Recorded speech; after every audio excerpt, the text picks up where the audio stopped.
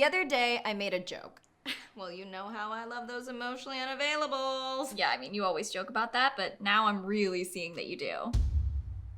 And I did not handle that well. How dare you joke about something that I joke about that is actually real, that I use humor to deflect? Who do you think you are? Someone that listens to me? Someone that sees me?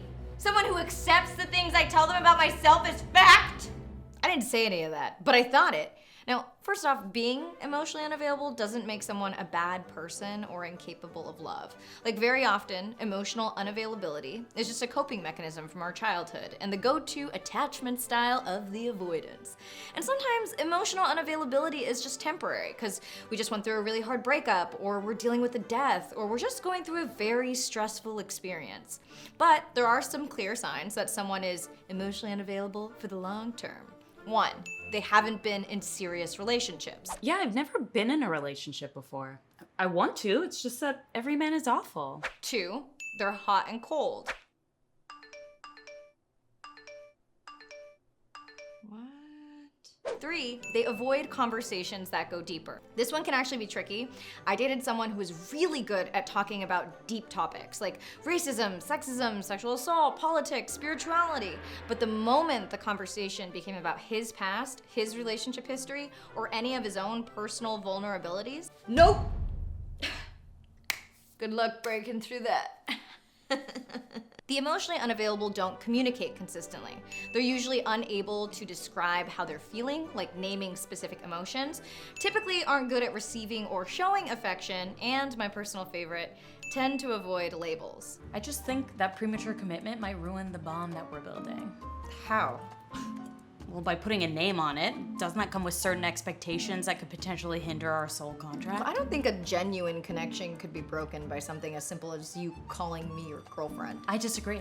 1 minute, I'm calling you my girlfriend. The next minute, you expect me not to see other people. Then we're moving in together. Then you're smothering me with your constant need for emotional support and intimacy. Then we're married, trapped in a loveless, hopeless abyss.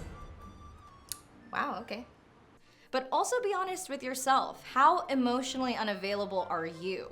Are you secretly afraid of falling in love because you'll get hurt? Are you distrustful and cut off people at the drop of a hat? Do you like keeping your options open in case someone better comes along? Do you fear that a relationship means you'll lose yourself, your identity, and your independence? The good news is emotional unavailability is something that can be worked on. It really just requires the will to work on your own personal development, show up, and be vulnerable. And yes, there will definitely be some stumbles along the way, but ultimately, if you want a meaningful connection and intimate relationship, the work for the emotionally unavailable person is necessary. And if you're the person dealing with someone who's emotionally unavailable, you have to figure out if they're actually willing to show up and do that work. I'm Akana, and thank you to Squarespace for sponsoring today's video. You guys know Squarespace by now, they're my daddy! And also an all-in-one platform that lets you simultaneously post your content to all of your socials, embed audio onto your site, and use audio blocks that supports podcasting, allows you to have multiple contributors with selective access to your site's website manager, helps you unify your brand voice and send out email campaigns, see how your visits, unique visitors, and page views trend over time, gain insights into your top traffic sources, and you own all the content that you put on the Daddy Squarespace platform. Plus, they offer one-click data portability.